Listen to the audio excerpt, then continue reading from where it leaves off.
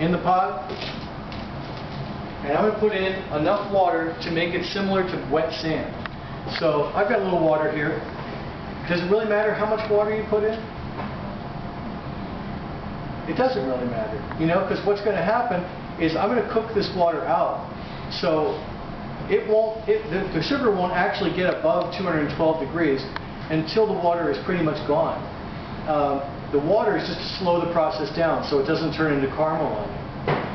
If you just turn the fire on right now, you'll get this dark brown caramel, which might be really nice in certain things, but it's not good for Italian meringue. So what we're going to do is we're going to add this water to it. Whether it's 4 ounces, whether it's 6 ounces, really doesn't matter that much, as long as there's enough here to get your sugar to be like wet sand at the beach.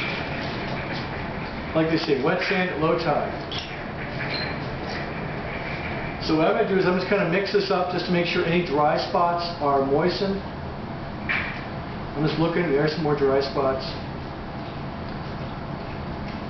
I don't want to cook it and find some dry at the bottom to turn to caramel, because that's going to affect the color of my buttercream.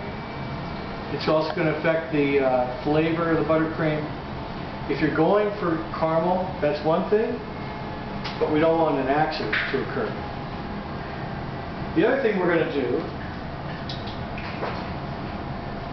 let me see if I put my, one of you guys is back by the shelf back there. Could you grab me a brush, a pastry brush? I think someone grabbed my pastry brush, washed it, and put it over on the shelf. I'm going to wash down my pan. Remember when we cook sugar?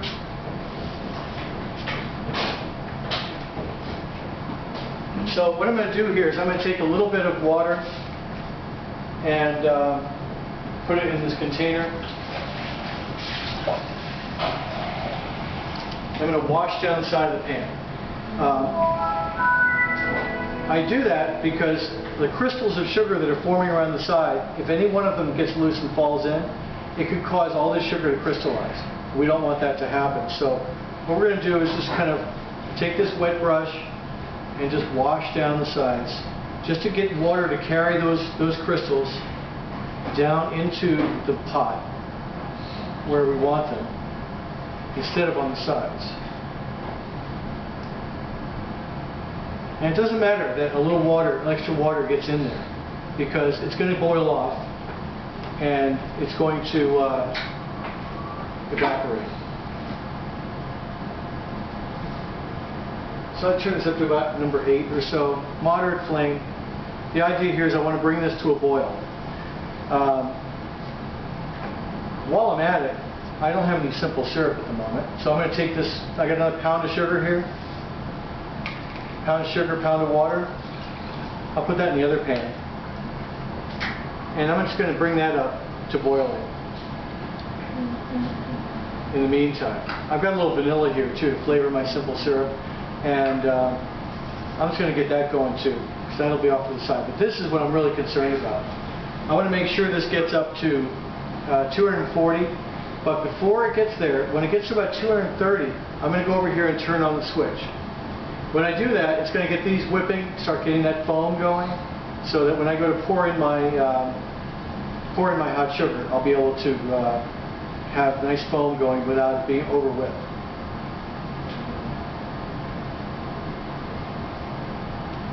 Now I like to keep an eye on this, because you know, if you walk away, before you know it, you'll have yellow rock candy. Okay, timer's ready to go. Now, if you're working as a team on this, have someone hang out by the mixer.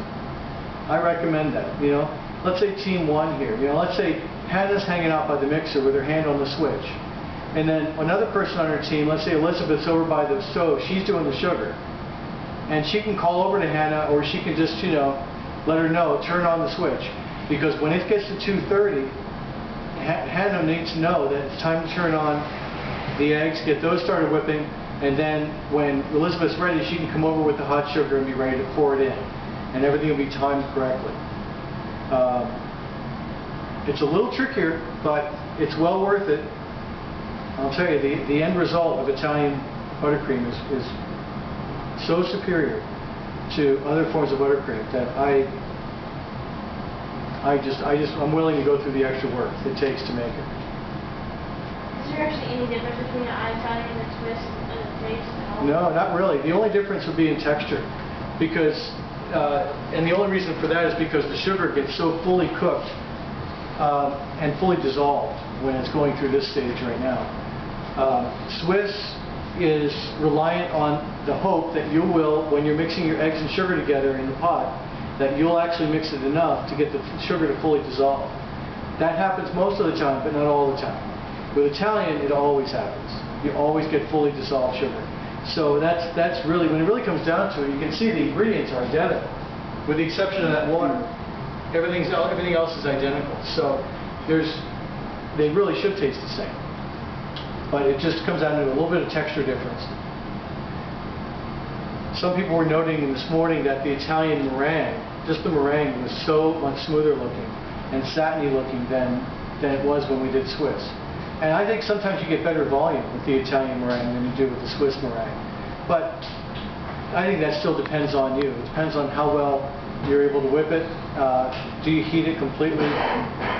Do you keep it from getting cooked? It's really easy to cook the eggs on the stove. Here, the chances of getting cooked are minimal, because if you're putting in the sugar, that's where the only heat source. So chances are, if you do it in a thin stream, you're not going to cook your eggs. You're going to bring that temperature up slowly. It'll kill the bacteria, but it won't quite cook the eggs. So we've got this sugar coming up in temperature. We bump it up just a little bit more. Make this go a little faster. Now generally sugar goes through a couple stages here. First, you're going to get to the point where it reaches 212 degrees Fahrenheit. At that point, the water starts to boil, right? And you'll see a lot of steam come out. When that steam is coming out, it won't take that long for that water to evaporate. It's only about 4 ounces, 5 ounces of water, so it really doesn't take very long. Once that happens, keep your eyes on your thermometer. If you don't have one like mine, your candy thermometer does just fine. But you'll see a reminder on your candy thermometer. It shows, instead of the numbers here, it goes from 220 to the next setting, which is soft ball, then you'll see hard ball, and then it goes up to 280. So basically they're saying 240 is soft ball, 260 or so is hard ball. Just keep an eye on the red dye that's inside your thermometer, and you'll be able to know exactly when to stop. Right now, it's just starting to come to a boil. I'm going to drop my heat down a little bit, keep the heat at moderate temperature, and let's see what temperature we're at. Already I'm at 227,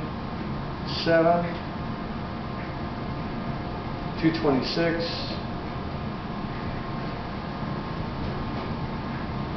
So I'm just going to kind of keep an eye on it here. I want to get it up to 240 altogether. All right, just hit 230. 231. I don't know if you guys can see that there, but see the steam's coming out now. All that water is going to start evaporating off pretty quickly. If you've ever reduced anything before in a pan, like reduced a sauce or something, you know how quickly it can reduce when you least expect it. It doesn't always, you think, oh, it's taking forever. It really doesn't take that long. I mean, a few minutes and you'll reduce it quite a bit. And that's really what we're doing here. We're taking the water and letting it evaporate out. And as I see it come up in temperature here, if I feel like it's starting to rapidly rise, I'm going to turn on the eggs.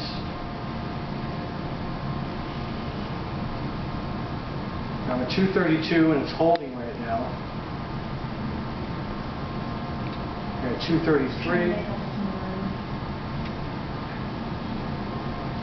Usually if you're ever trying to make candy, one thing you'll notice is that the water will stop evaporating, you'll see no more steam, and it'll just be sugar at that point.